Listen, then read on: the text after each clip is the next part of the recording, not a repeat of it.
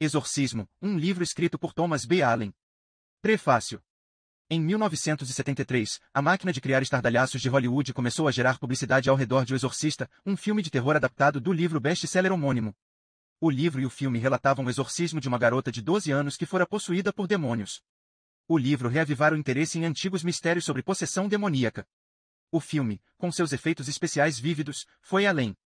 Havia muito mais na película do que mero terror bobo.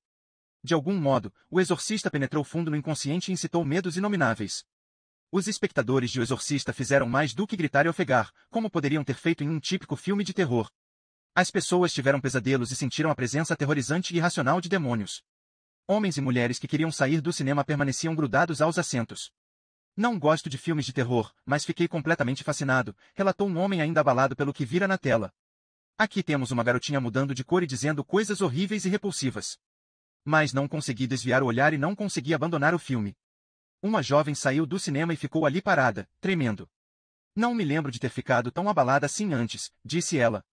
Mesmo em plena luz do dia, vejo os olhos das pessoas e eles me assustam. O filme quebrou recordes de público e causou tantos surtos de histeria que, em alguns cinemas, havia enfermeiras e ambulâncias de plantão. Espectadores desmaiavam ou vomitavam. Muitos recorreram à terapia para se livrar de medos que não conseguiam explicar. Psiquiatras escreviam sobre casos de neurose cinematográfica. Entre os espectadores havia dois sacerdotes, o padre William S. Balder e o padre Walter Aloran, membros da comunidade jesuíta da St. Louis University.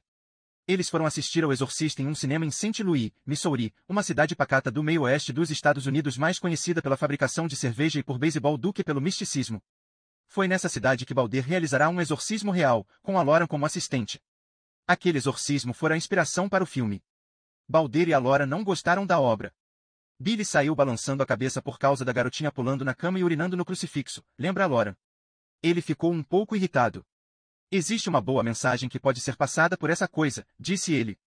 A mensagem era o fato de que espíritos malignos operam no nosso mundo. O padre Balder sempre acreditara que tinha expulsado um demônio de uma alma atormentada. Também acreditava que revelações sobre o ato poderiam ajudar as pessoas a compreender a realidade do mal. No entanto, ele prometeu aos seus superiores que manteria o exorcismo em segredo. Embora relatórios sobre o exorcismo tenham circulado logo depois de Balder realizá-lo em 1949, oficiais da Igreja Católica Romana ordenaram que o padre permanecesse em silêncio. Seu papel continuou desconhecido e Balder presumiu que o exorcismo nunca seria revelado. Então, por volta de 20 anos depois de ter gritado "Exorcizo-te! Eu te conjuro", ele recebeu uma carta que lhe perguntava a respeito do ritual. A carta foi enviada por William Peter Blatt, que lera um relato no jornal sobre um exorcismo realizado em 1949, quando ainda era aluno na Georgetown University em Washington, D.C. Assim como a St. Louis University, a Georgetown era uma instituição jesuíta. Através de amigos jesuítas em comum, Blatt escreveu, ele ficará sabendo sobre o papel de Balder como exorcista. Blatt disse que queria escrever um livro sobre o exorcismo e pediu a ajuda do padre. Como você afirmou em sua carta, o sacerdote respondeu no dia 17 de outubro de 1968, é muito difícil encontrar qualquer literatura autêntica sobre casos de possessão demoníaca. Eu, pelo menos, não consegui encontrar nenhuma quando estive envolvido no caso em questão. Portanto, havia um padre comigo, mantivemos um detalhado relato diário sobre os acontecimentos dos dias e das noites anteriores, e esses escritos seriam de grande ajuda para qualquer um que, no futuro, se visse em uma situação parecida como exorcista. Balder, porém, se recusou de forma educada a dar qualquer ajuda a Blatt, porque, segundo ele, fora orientado pelo arcebispo Joseph Ritter, depois cardeal, a manter o caso, como ele o chamava, longe dos olhos do público. O padre também temia que a revelação sobre o exorcismo fosse muito embaraçosa e possivelmente dolorosa e perturbadora para o jovem que foi o centro do exorcismo. A falta de cooperação de Balder não impediu que Blatt escrevesse O Exorcista. No entanto, a pedido do padre, para proteger ainda mais a identidade do garoto, o autor transformou a vítima fictícia em uma menina. O Exorcista, que foi publicado em maio de 1971, se transformou em um best-seller instantâneo. O jornal The New York Times o chamou de uma mistura aterrorizante de fato e fantasia, e a revista Life o saudou como um entretenimento de arrepiar. Na Inglaterra, o jornal The Sunday Express disse que o romance era uma combinação hipnótica de uma narrativa sobre moralidade e uma história de investigação sobrenatural. O filme, lançado nessa onda de superlativos, foi ainda mais bem-sucedido do que o livro. Regan McNeil, a menina afligida pelo diabo no livro e no filme, tornou-se a imagem de um ser humano nas garras de demônios. Quando se menciona possessão, o que vem à mente são as cenas do filme, o corpo de Regan se contorcendo e a cabeça girando, seu rosto monstruoso expelindo vômito verde, um padre pulando para a morte através de uma janela quebrada. Pairando sobre a personagem fictícia de Regan McNeil havia o garoto que inspirou o livro e o filme. A camada superficial de ficção encobria uma realidade terrível. Um menino foi possuído. Um exorcismo de verdade foi feito. Uma criança real vivenciou o terror verdadeiro. A história de sua possessão nunca fora contada até a primeira edição do meu livro, Exorcismo, ter sido publicada em 1993. Agora, nesta nova edição, acrescentei o diário do Padre Balder, que nunca fora publicado antes. O diário original e uma cópia em carbono foram mantidos em segredo nos arquivos católicos, um guardado pelos jesuítas, o outro pela Arquidiocese de Saint-Louis.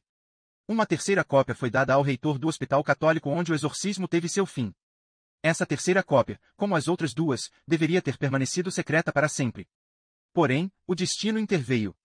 Quando me interessei por esse exorcismo pela primeira vez, não sabia que o diário existia.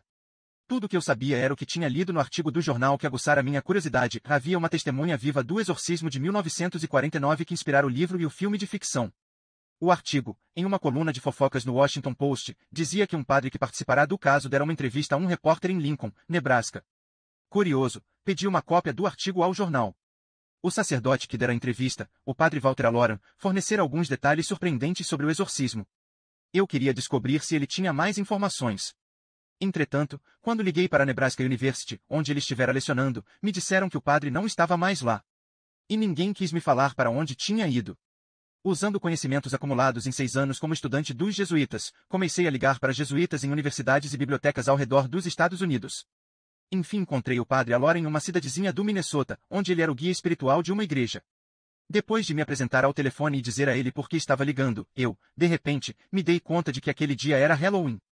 Nós dois demos boas risadas por causa disso.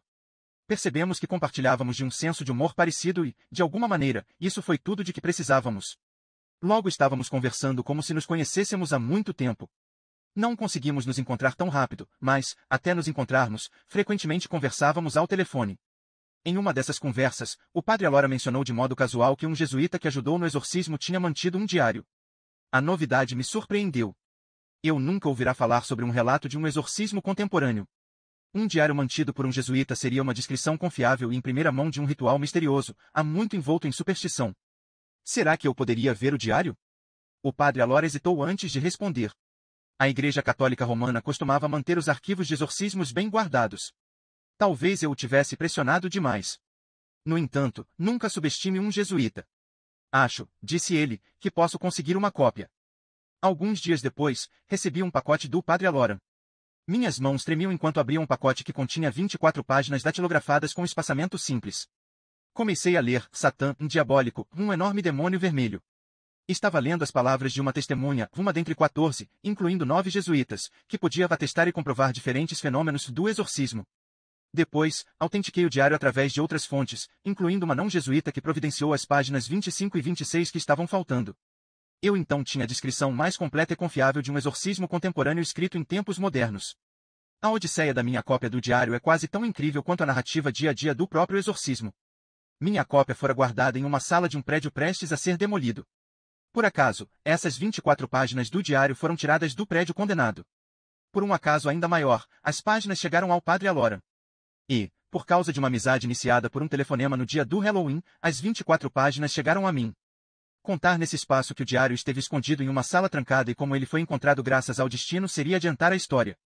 De maneira apropriada, tudo começa exatamente como o diário, com o que o autor chamou de vestudo do caso, o caso de um garoto possuído.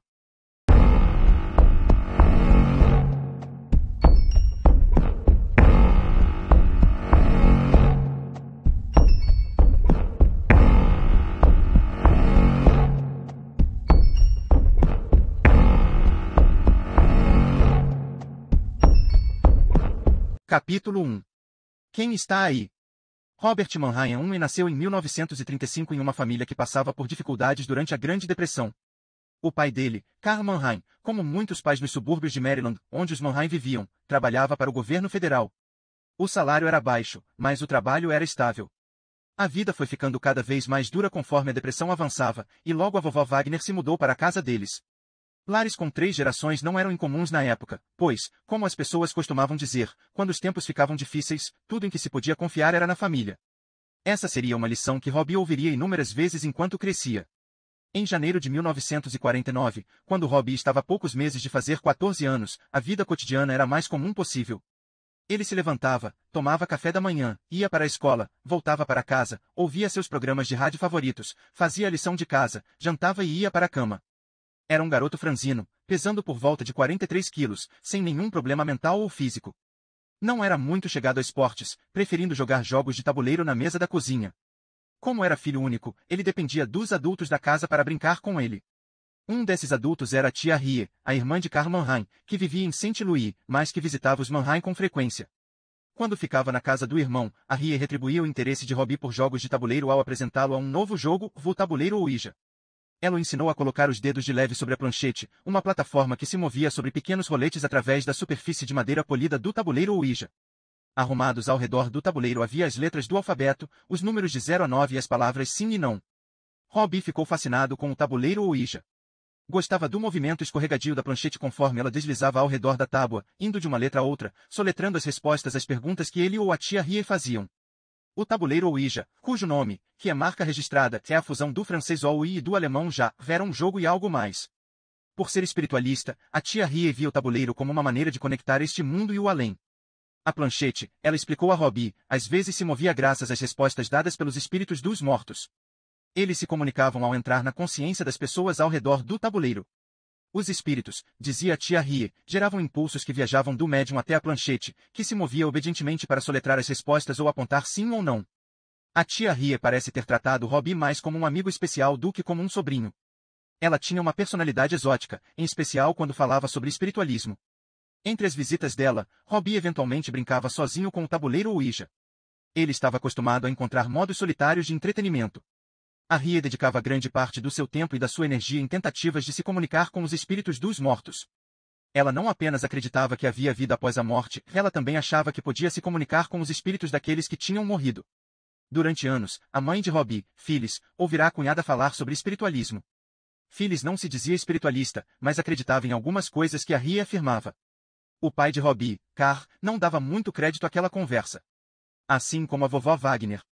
A tia Rie disse a Robbie e a Phyllis que, sem um tabuleiro Ouija, os espíritos podiam tentar se comunicar com este mundo batendo nas paredes. O fenômeno era bem conhecido entre os espiritualistas, que podiam citar muitos casos nos quais o contato foi estabelecido através de batidas. Ao contar as batidas e ao responder com o mesmo número, uma pessoa viva podia iniciar um sistema de comunicação e então desenvolver um código. As batidas eram mais lentas e menos eficazes do que o tabuleiro Ouija, mas era outra maneira de um espírito se comunicar. O melhor meio de comunicação com o mundo espiritual, segundo a tia Rie, era através de uma sessão espírita, na qual os crentes se davam as mãos acompanhados de um médium, unindo suas energias psíquicas. Se a sessão desse certo, um espírito dominava todo o corpo do médium em vez de apenas os dedos e as mãos. O registro das atividades de Rie em Maryland não inclui uma sessão espírita. Porém, como mostram os eventos subsequentes, a família Mannheim tinha pleno conhecimento de diversos métodos para tentar entrar em contato com os mortos. Forças poderosas começavam agora a se concentrar no lar dos Mannheim, uma casa sobradada de madeira em Mount Rainier, Maryland, um subúrbio de Washington. DC podemos chamá-las de forças psicológicas, mas esse é um termo débil para designar o terror opressivo que se seguiu. Outros, naquela época ou hoje, podem querer chamar essas forças de diabólicas, sobrenaturais ou paranormais. Qualquer que seja a origem, algo poderoso estava prestes a invadir a mente de Robbie e possivelmente sua alma.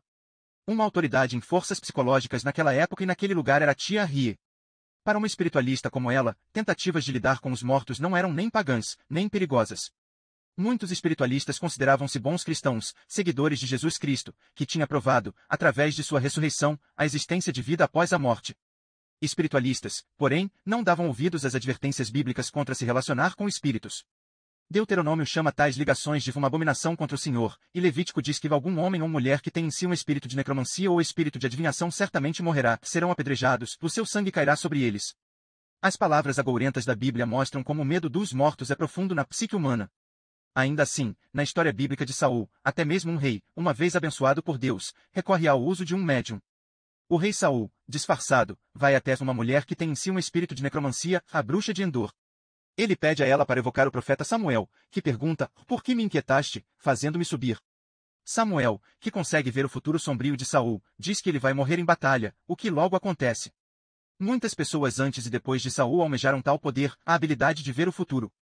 A visita do rei à bruxa demonstrou uma crença que os mortos, habitando algum lugar do além, podem ver eventos futuros e prever o comportamento humano. A crença persistiu, assim como os temores em relação às tentativas de se comunicar com os mortos. No entanto, as recompensas por vezes pareciam se sobrepor aos riscos, clarividência, poder e conhecimento. Tradicionalmente, tentativas de se comunicar com os mortos são conduzidas através de um médium. Ele ou ela evoca um espírito, o qual domina o médium. Essa é uma forma de possessão. Espiritualistas como a tia Rie não encaravam suas crenças como sendo uma aceitação do fenômeno da possessão.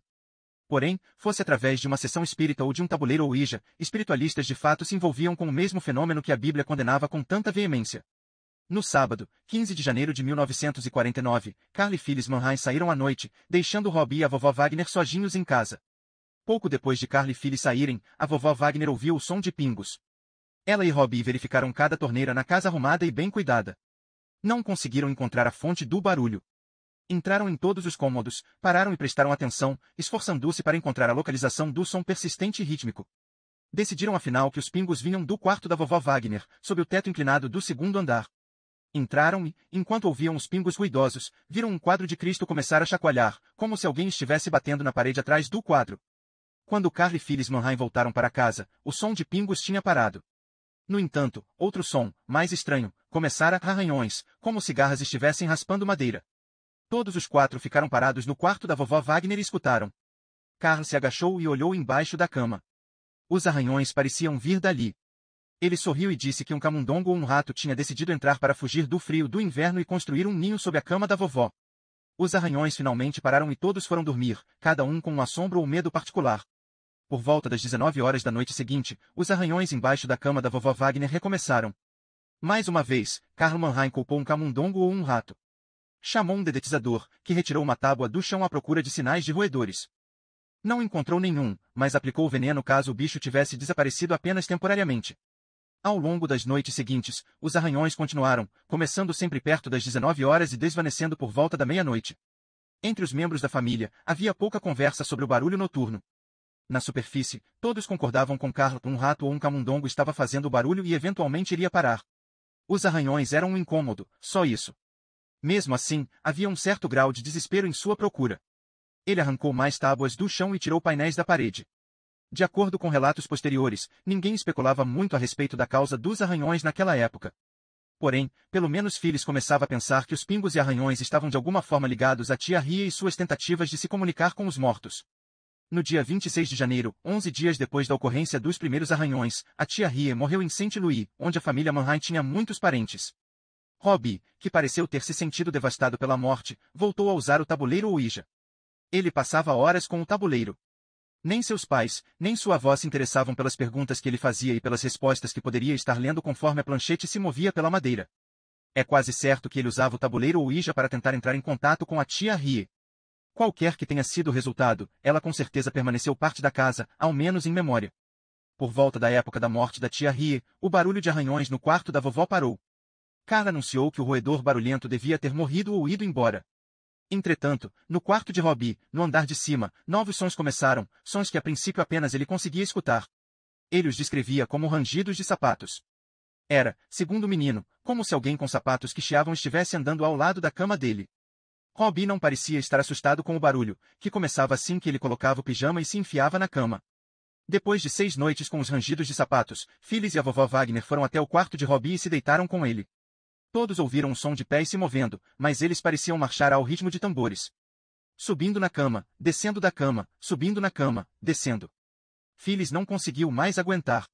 É você, tia Rie? Perguntou ela de repente. Não houve resposta. A mulher esperou um pouco e disse, se você for a Rie, bata 3 vezes.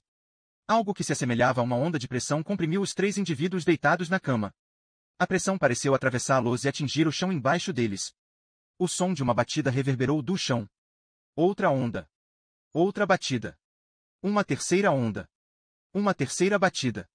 Phyllis esperou outra vez, depois disse, se você for a Rie, me dê uma resposta positiva batendo 4 vezes. Uma onda de pressão e, então, uma batida. Uma onda. Uma batida. Uma onda. Uma batida. Uma onda e a 4ª batida. Agora, embaixo deles, dentro do colchão sobre o qual estavam deitados, ouviram o que pareciam ser arranhões de uma garra. Ela não os tocou, mas eles sentiram um som ondulando através do colchão. Depois, ao comparar reações, Phyllis e a vovó lembraram que, assustadas, cada uma tinha feito a mesma coisa, tentar fingir que não ouviam os arranhões. Foi naquele momento, ambas perceberam posteriormente, que o colchão começou a tremer, a princípio com suavidade, depois com violência. Quando os tremores pararam, as bordas da coberta foram afastadas do colchão. Como as mulheres contaram mais tarde, as bordas ficaram acima da superfície da cama, em uma forma curvada, como se estivessem sendo sustentadas por goma. Sem dizer palavra, Robbie, sua mãe e sua avó saíram da cama que tinha ficado quieta de repente e tocaram a coberta endurecida. Os lados caíram e a cama voltou a parecer normal. Porém, os arranhões no colchão não pararam naquela noite, nem na seguinte, nem na outra. Eles continuaram, noite após noite, por mais de 3 semanas. Tampouco esses fenômenos alarmantes ficaram confinados ao lar dos Mannheim. As carteiras na escola de Robbie eram unidades móveis, com o assento e o apoio unificados, com um único braço atuando como superfície para escrever. Em diversas ocasiões entre janeiro e fevereiro, a carteira de Robbie se lançou para o corredor e começou a deslizar, se chocando com outras carteiras e causando tumultos na sala de aula.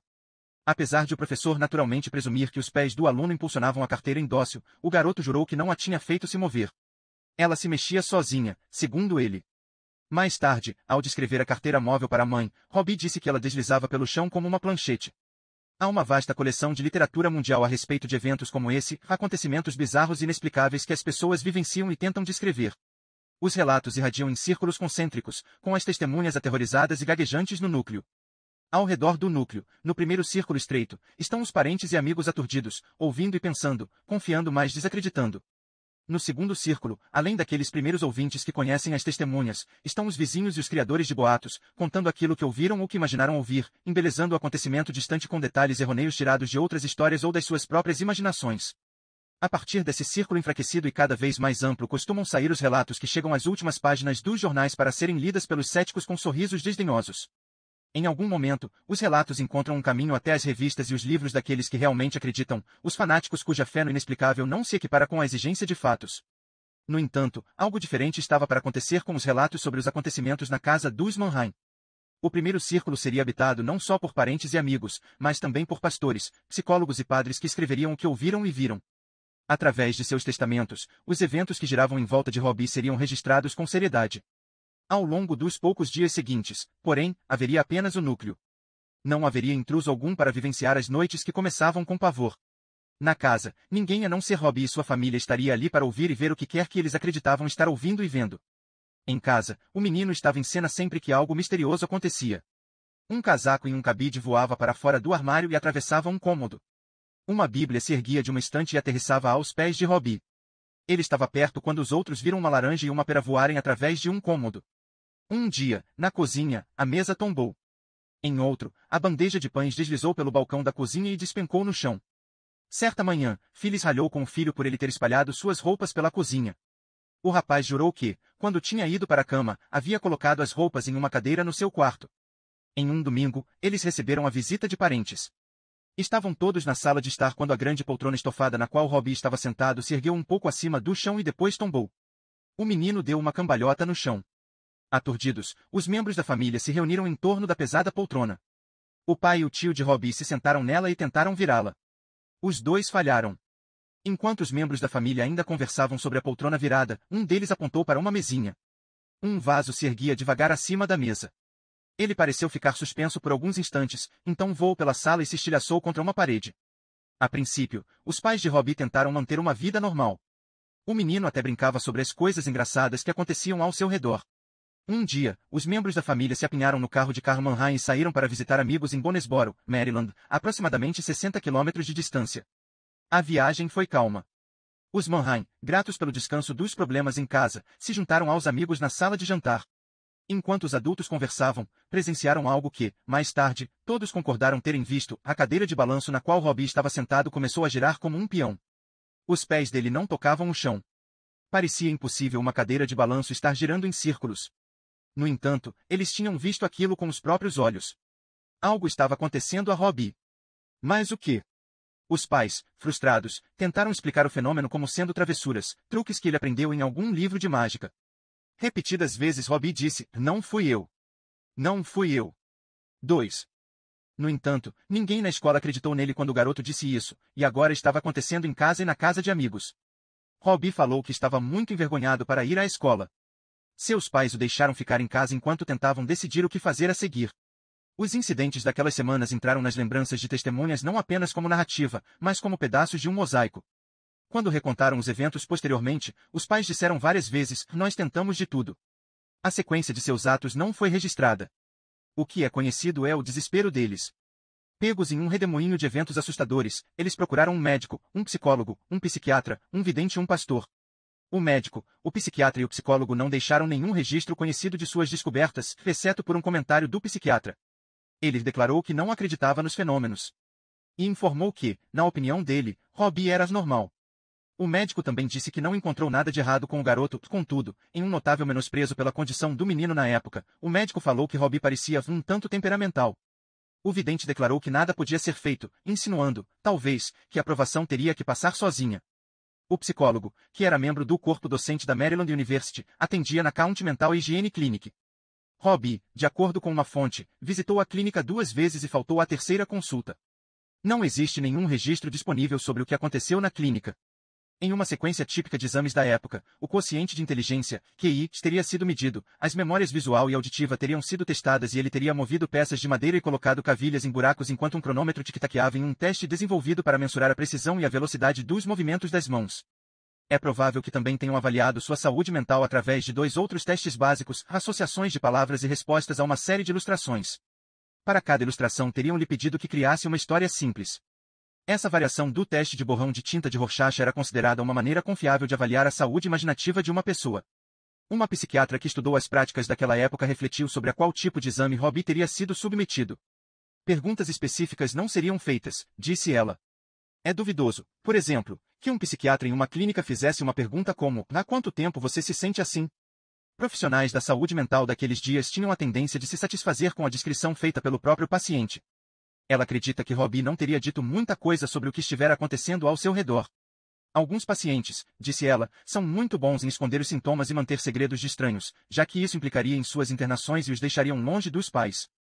O tratamento psiquiátrico daquela época favorecia choques elétricos e de insulina para tratamento de formas graves de doenças mentais, rotuladas como esquizofrenia ou demência precoce, ou para o que era descrito de modo vago como depressão. Lobotomias frontais eram comuns, realizadas em pessoas que agiam de modo agressivo ou mostravam sintomas de paranoia extrema. É muito provável que Robbie tenha evitado o tratamento porque ninguém conseguia compreender o que estava acontecendo com ele. Entretanto, o pastor luterano que os Mannheim procuraram logo desenvolveu sua própria teoria. Ele era o reverendo Luther Miles Suzy, o pastor de 43 anos da St. Stephen's Evangelical Lutheran Church, ao norte de Maryland, em Washington. Desse Suzy conversou com Robbie e seus pais, e ouviu com educação o que eles disseram sobre o que estivera acontecendo na casa deles. Phyllis e Carl Mannheim contaram a Suzy que o tinham procurado porque agora estavam convencidos de que o filho deles era vítima de um fantasma maligno. Phyllis se perguntava se poderia ser a tia Rie. Ao longo de inúmeras visitas à casa dos Mannheim, Suzy viu a mobília se mexer, aparentemente sem ser puxada por ninguém. Viu a louça voar e observou a cama de Robbie chacoalhar. Ele manteve para si a crença de que o menino de algum modo estava causando aqueles eventos estranhos. Eram truques inteligentes, não fenômenos místicos, Suzy acreditava. Porém, eram reais e assustadores o bastante para ameaçar o bem-estar de uma família que ele admirava e prometera ajudar. Assim, ele chamou outro pastor luterano, e juntos planejaram uma abordagem religiosa para resolver, ou pelo menos tratar, o problema da família. Ele também tinha outra coisa em mente, algo que não dizia respeito à religião.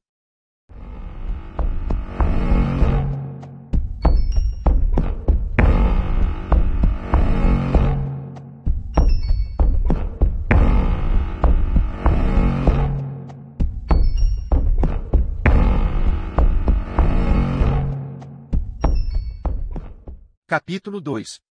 A Casa Viva. Os relatos dos acontecimentos na casa de Robbie Mannheim não constituem uma narrativa coerente e consistente. Os pontos de vista diferem. O próprio Robbie, naquele momento, é apenas uma figura difusa, o núcleo turvo de eventos que passam de estranhos a horripilantes com grande rapidez. Os detalhes costumam ser nebulosos e vêm de pais exaltados e uma avó aterrorizada. A chegada de Suzy acrescenta novos testemunhos aos relatos diários do que acontecia na casa. O pastor foi a primeira pessoa de fora da família a fazer parte da provação e deixar um registro do que viu. Ele foi atender a um pedido de ajuda, um pedido inspirado pela crença de que ele, de alguma forma, iria empunhar a religião como uma arma contra o que quer que estivesse sitiando o lar dos Mannheim. Os pais de Robbie disseram a Suzy que, no início, eles tinham acreditado que alguém fosse sonâmbulo e estivesse fazendo os barulhos sem querer, movendo os objetos de alguma maneira. Outra possibilidade era que uma pessoa estivesse causando os fenômenos por malícia. O que quer que fosse, Robbie tinha sido suspeito. Mas agora, disseram, eles ouviam e viam coisas que não poderiam ser causadas pelo filho. Houve uma noite especialmente assustadora. A casa estivera quieta. Robbie dormia no seu quarto. De repente, ele começou a gritar. Seus pais e a avó correram para lá. Enquanto o garoto gritava deitado na cama, eles assistiram a uma cômoda pesada deslizar através do quarto até a porta, bloqueando a saída. Então, uma a uma, gavetas cheias se abriram e se fecharam. E, eles disseram a Suzy, o próprio Robbie começou a mudar. Ele ficou taciturno e solitário. Certa noite, durante o sono, eles ouviram xingá-los, usando obscenidades que não tiveram coragem de repetir para o pastor. Sequer achavam que o menino conhecia palavras como aquelas. Todas as ideias sobre sonambulismo e travessuras foram esquecidas. Agora, disseram, estavam convencidos de que algum espírito, talvez o da tia Rie, tinha entrado na casa e podia estar tentando dominar Robbie. De acordo com os relatos do pastor, nesse ponto a mãe e o pai de Robbie começaram a considerar a possibilidade de possessão demoníaca. Tinham, então, apenas uma compreensão nebulosa sobre possessão. E o próprio Suzy não podia acrescentar muita coisa. Como pastor luterano, ele sabia muito bem que Martinho Lutero considerará todas as doenças mentais como sendo casos de possessão demoníaca. Pastores luteranos esclarecidos como Suzy não acreditavam mais nisso, é claro. Uma de suas primeiras recomendações foi que a família procurasse ajuda psiquiátrica, foi ele quem recomendou a visita à County Mental Hygiene Clinic. Ele, porém, não pôde fazer nada quanto aos temores da família sobre possessão. De um ponto de vista teológico, a Igreja Luterana não tinha meios para lidar com possessão demoníaca. Lutero removerá diversos rituais há muito respeitados do catolicismo, incluindo o exorcismo, a expulsão de demônios. Ele acreditava que o rito do exorcismo era uma mera exibição do diabo. Ele preferia confrontar o diabo com oração e desprezo. Suzy parece não ter sido convencido intelectual e espiritualmente da possibilidade de possessão. Então, seguiu o exemplo de Lutero. A princípio, tentei orações, contou depois a um entrevistador. Rezei com os pais e o garoto na casa deles e com o garoto na minha casa. E houve orações para o menino na igreja. Ele também estimulou os Mannheim a receber a comunhão todos os domingos. O mais perto que Suzy chegou do exorcismo, disse ele, foi quando ordenou que o que quer que estivesse perturbando, em nome do Pai, do Filho e do Espírito Santo, saísse e o deixasse em paz. De acordo com os relatos do pastor, a família não seguiu seu conselho de levar Robbie para ser examinado por um psiquiatra. No entanto, os Mannheim disseram às pessoas que um psiquiatra fora consultado e declarara que o garoto era normal. Suzy, trabalhando com outro pastor luterano, tentou ajudar a família a organizar círculos de orações na igreja. É provável que esses círculos tenham sido uma das maneiras que fez com que a história de Robbie começasse a se espalhar pela comunidade. Sua casa se transformou na Casa Assombrada, e ele, no Menino Assombrado. Mount Rainier se estende ao longo da borda nordeste do Distrito de Colômbia, a aproximadamente 10 quilômetros da Casa Branca, mas poderia ser uma cidadezinha a centenas de quilômetros de Washington. Suas casinhas de madeira e estuque ficam próximas umas das outras e a maioria delas tem telhados inclinados sobre varandas que deixam as portas da frente mergulhadas em sombras. Os quintais dos fundos são pequenos e rodeados por cercas. Ao longo das ruas ladeadas por árvores, há uma sensação de pessoas que querem viver em privacidade e quietude. Mount Rainier é o tipo de lugar onde o prefeito conhece todos os residentes antigos, a maioria dos novos e fica de olho nos estranhos. Não demorou muito para que diversas pessoas soubessem que algo muito estranho estava acontecendo na casa dos Mannheim, na Bunker Hill Road, 3210. Há controvérsias quanto ao endereço de Robbie. Vide a discussão em notas dos capítulos, capítulo 2, página 258. Os pastores não aderiram aos boatos sobre a casa assombrada. Nem concordaram com as suspeitas dos pais de que o mal estava de alguma forma ligado às experiências de Robbie. O que eles viram era um jovem e sua família sofrendo. Rezavam para que Deus libertasse os Mannheim daquele tormento. Suzy não se sentia confortável com a ideia de possessão demoníaca. Para ele, o conceito de possessão de uma pessoa por Satã teria sido uma crença católica romana. Desde a antiguidade, o pensamento cristão defenderá que o diabo, como líder dos anjos caídos do paraíso, era um adversário poderoso. Dentre seus poderes astutos, de acordo com a teologia cristã, estava a habilidade de possuir um ser humano. Do ponto de vista protestante de Suzy, a possessão era uma relíquia medieval, algo que fora deixado para os católicos quando a reforma liderada por Lutero dividiu o mundo cristão. No entanto, havia outras duas reservas de crenças, ambas conhecidas pelo pastor. Alguns protestantes conservadores, incluindo os luteranos, acreditavam em um diabo verdadeiro, um ser que podia infligir o mal. Suzy se desviou desse ponto de vista fundamentalista e se virou para outra crença, uma amálgama do espiritualismo praticado pela tia Rie e um dos seus próprios interesses, a parapsicologia. O espiritualismo nos Estados Unidos remonta a um caso de tipologia Antrace em uma casa de fazenda em Edesville, Nova York, ocorrido em 1848. Duas irmãs, Kate Fox, de 12 anos, e Margareta Fox, de 14, ouviram batidas durante diversas noites. Em uma dessas noites, Kate, em uma atitude infantil, estalou os dedos como resposta ao som e, de acordo com relatos posteriores, cada estalo foi ecoado por uma batida. Ela desenvolveu um código com o batedor que, segundo ela, se identificou como um homem que fora assassinado na casa. A partir de histórias sensacionalistas sobre as irmãs Fox e suas habilidades subsequentes como médium, surgiu uma crença renovada na comunicação com os mortos, e isso inspirou a fundação da Igreja Espiritualista nos Estados Unidos. Como membro dessa religião, de acordo com o manual espiritualista, a tia Rie teria acreditado na comunicação entre este mundo e o espiritual por meios da mediunidade. Essa mediunidade é uma forma de possessão benigna. Espiritualistas não acreditam em possessão demoníaca, pois não acreditam em espíritos malignos. Nenhum ser é mau por natureza, diz o manual. Porém, há espíritos que passaram por este mundo e o atravessaram para o mundo espiritual em completa ignorância sobre as leis espirituais. Espiritualistas também acreditam que nenhum mal pode acontecer a uma pessoa que atua como médium. Então, se a tia Rie de fato apresentou Robbie ao espiritualismo, e se ele realmente teve experiências como médium, ela agiu como uma mentora bem-intencionada, como alguém que poderia estar ajudando com o crescimento intelectual e espiritual, assim como o mestre músico aprimora o instrumento que toca, diz o manual. Também um espírito que controla um organismo humano para o propósito de expressar pensamentos completos transmite grande poder tanto para o cérebro quanto para o espírito do médium. O conhecimento de Suzy sobre o espiritualismo não veio por meios diretos, mas através da parapsicologia, o estudo de eventos que não parecem ser explicáveis pela ciência convencional. Ele compartilhava com os parapsicólogos a crença de que a percepção extrasensorial, PES, existia nas pessoas, nos mais diversos graus. Experiências PES, tanto naquela época quanto agora, se concentram em 3 fenômenos: telepatia, a habilidade de transmitir pensamentos de uma mente para outra sem o uso dos sentidos normais; clarividência, a percepção de eventos ou coisas que estão a grandes distâncias ou que estão de outra maneira escondidas da visão; psicocinese, o movimento ou controle de objetos apenas pelo uso do pensamento, uma manifestação da mente sobre a matéria. A diferença entre espiritualismo e parapsicologia é uma diferença distinta entre a fé e a ciência. Espiritualistas aceitam de forma intuitiva os fenômenos PES, juntamente com a concepção de médiuns e de comunicação com os mortos. Parapsicólogos querem provar a PES e encontrar uma explicação científica para ela. Suzy se interessava principalmente em psicocinese, também conhecida como telecinesia pelos parapsicólogos. Durante os primeiros encontros com os pais de Robbie, ele ouviu histórias sobre objetos em movimento e pode ter visto alguns exemplos de telecinesia com os próprios olhos. No entanto, o pastor ponderou, aquela era a casa de Robbie. Ele poderia estar forjando os fenômenos, de maneira consciente ou inconsciente. Por volta do início de fevereiro, Carl e Phyllis Manheim sentiam que estavam perto de perder o controle. Noite após noite, Robbie se debatia por horas, meio adormecido ou completamente desperto.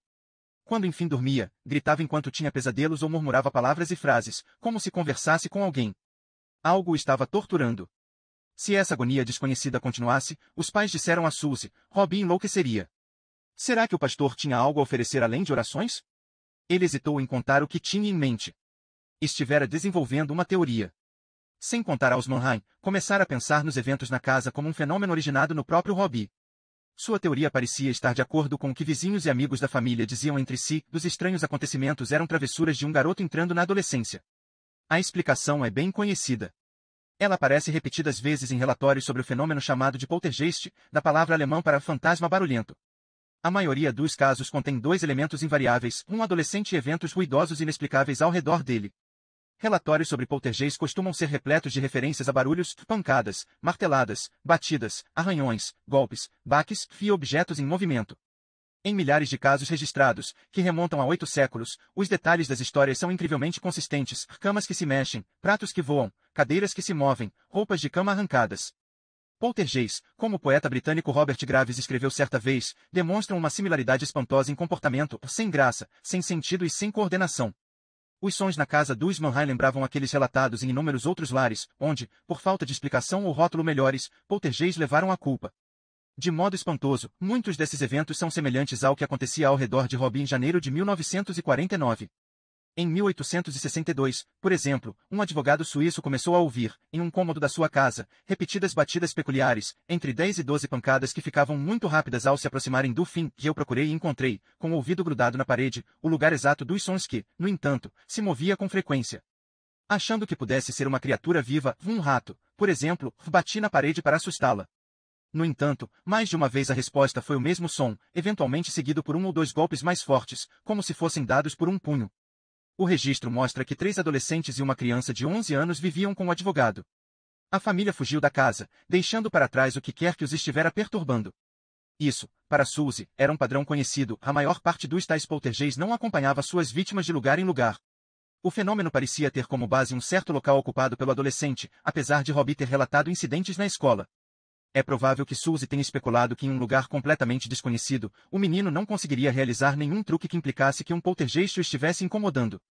O pastor sugeriu que Robbie passasse uma noite na casa dele. Os pais do menino concordaram, nem que fosse apenas para proporcionar ao filho uma boa noite de sono. Na quinta-feira, 17 de fevereiro, Carl levou Robbie à casa de Suzy. Houve uma conversa cautelosa sobre o que estivera acontecendo na casa dos Mannheim. Você vai ter uma bela noite de sono, disse Suzy a Robbie. Nada disso acontece nesta casa. Assim que Carl Mannheim foi embora, Suzy, um homem amigável e sensível, se sentou para conversar com Robbie. O pastor tentou encontrar uma abertura, uma maneira de fazer com que o garoto dissesse com as próprias palavras o que seus pais estiveram contando a Suzy. Quando ele não mostrou nenhum sinal de querer compartilhar confidências, o pastor foi sábio o bastante para desistir sem contrariar o garoto. Finalmente, Suzy anunciou que era hora de ir para a cama. A senhora Suzy se retirou para o quarto de hóspedes ao lado do quarto principal, onde o pastor e Robbie iriam dormir. Eles vestiram os pijamas, fizeram suas preces e desejaram boa noite um ao outro. Subiram nas duas camas de dossel. Por volta da meia-noite, Suzy acordou com um barulho. A cama de Robbie estava tremendo. O pastor esticou a mão e tocou a cama. Tremia, disse ele depois, como uma daquelas camas vibrantes de motel, só que muito mais rápida. Robbie estava acordado e imóvel. Seus membros, sua cabeça e seu corpo estavam perfeitamente imóveis. Suzy quis sair e tirar o garoto do quarto naquele instante. Ele se levantou e, falando calmamente, disse que os dois deviam se levantar e tomar um pouco de leite com chocolate. Ele preparou o achocolatado e o levou para o escritório. Com educação, Robbie agradeceu o pastor pela bebida, mas disse pouco além disso. Ele estava quieto e parecia imperturbado. É provável que estivesse tão acostumado com eventos como camas que chacoalhavam e comodas que se moviam que já não demonstrava nenhuma reação exterior. Tomaram os achocolatados e voltaram ao quarto de Suzy. O pastor levou Robbie até uma poltrona e sugeriu que ele tentasse dormir ali em vez de na cama. Suzy decidiu deixar a luz acesa. Robbie se sentou na poltrona. Instantes depois, ela começou a se mover. De acordo com a descrição do pastor sobre o que aconteceu em seguida, Robbie colocou os joelhos sob o queixo, com os pés na beirada da poltrona. Ela recuou 8 centímetros até a parede. Quando não conseguiu mais se mover naquela direção, ela tombou devagar. Suzy calculou que a poltrona demorou mais de 1 minuto para tombar devagar e jogar o menino no chão com delicadeza. Ele não saiu da poltrona durante o movimento vagaroso. Parecia estar em algum tipo de transe. O pastor estivera em pé na frente da poltrona. Quando Robbie se levantou devagar e se afastou, Suzy sentou-se na poltrona e tentou virá-la. A poltrona pesada tinha um centro de gravidade muito baixo. Ele não conseguiu tombá-la. Então, o pastor decidiu que o lugar mais seguro para o rapaz seria o chão. Colocou-o entre 2 cobertores ao pé de uma das camas e voltou para a sua. Deixou a luz acesa. Por volta das 3 horas da manhã, Suzy acordou e viu Robbie e os cobertores se movendo ao redor do quarto. O menino e a roupa de cama se moviam devagar, como se fossem um só, por baixo das 2 camas, relembrou Suzy. As 4 bordas dos cobertores, que não tinham dobras, permaneceram perfeitamente retas, sem nenhum amassado. Cansado e atordoado, o pastor não conseguiu aguentar mais. Pare com isso, gritou ele, pulando da cama. Eu não estou fazendo isso, respondeu Robbie. O garoto e os cobertores deslizaram para debaixo de uma cama. Suzy se agachou e viu Robbie pulando para cima e para baixo contra as molas que sustentavam o colchão. Rígido e parecendo estar outra vez em transe, o garoto não se esquivava conforme seu rosto batia nas molas. O pastor o puxou de debaixo da cama. O rosto de Robbie estava cortado em diversos lugares. Se Suzy pensara que Robbie estava fingindo, ou mesmo que tenha sido da opinião de que o menino era vítima de um poltergeist, ele agora precisava considerar a possibilidade de Robbie estar possuído, que algo estava controlando aquele menino de 13 anos que aceitava seu destino de modo tão frio e indiferente. No dia seguinte, Suzy levou Robbie para casa. Ele não tinha como explicar o que vira. Nos arquivos de casos de poltergeist existem histórias sobre incidentes muito mais sinistros do que pratos voadores e colchões saltitantes. Qualquer que fosse o motivo dos ataques, as vítimas sofriam. Um caso bem documentado envolve Eleonora Zugun, uma garota romena de 12 anos que, em 1925, reclamou que um demônio chamado Dracula estava perturbando. Primeiro vieram as habituais batidas e objetos em movimento. Depois arranhões e marcas de mordidas apareceram no rosto, nos braços, no pescoço e no peito da menina. Ela afirmava que Dracula furava com agulhas e a mordia. Independente do que pudesse saber sobre parapsicologia e lendas relativamente benignas sobre poltergeist, depois daquela noite aterrorizante de fevereiro, Suzy acreditara que estivera na presença de alguma força colossal. Não importava se essa força tenha sido uma alucinação, uma explosão de poderes sobrenaturais, uma prova de atividade parapsicológica ou uma erupção de alguma fissura psicológica dentro de Robbie. Ele estava sofrendo de uma agonia inimaginável. Calado e distraído, o menino parecia estar afundando ainda mais em algo que Suzy não conseguia compreender. Durante o dia, o garoto parecia normal, apesar de cansado e apático. À noite, ele não tinha paz. Os pesadelos ainda o arrancavam do sono. Os arranhões no colchão eram contínuos, noite após noite. Então, no sábado, 26 de fevereiro, arranhões começaram a aparecer no seu corpo. Eles se pareciam com arranhões feitos por gatos, longos e superficiais, marcas de garras. Surgiram nos braços, nas pernas e no peito de Robbie. Alguns arranhões pareciam formar letras do alfabeto, mas as letras não formavam palavras. Ainda não. Suzy agora via que o que quer que estivera tentando fazer não era forte o bastante para impedir a agonia de Robbie. Anteriormente, uma força estivera atormentando o menino de fora, mas, agora, a força parecia estar dentro dele, se manifestando ao emergir do seu corpo em linhas sangrentas. Possuindo-o. O pastor admitiu derrota. Como um dos pais de Robbie relembrou, Suzy disse em voz baixa: "Vocês precisam ver um padre católico. Eles sabem o que fazer em casos assim."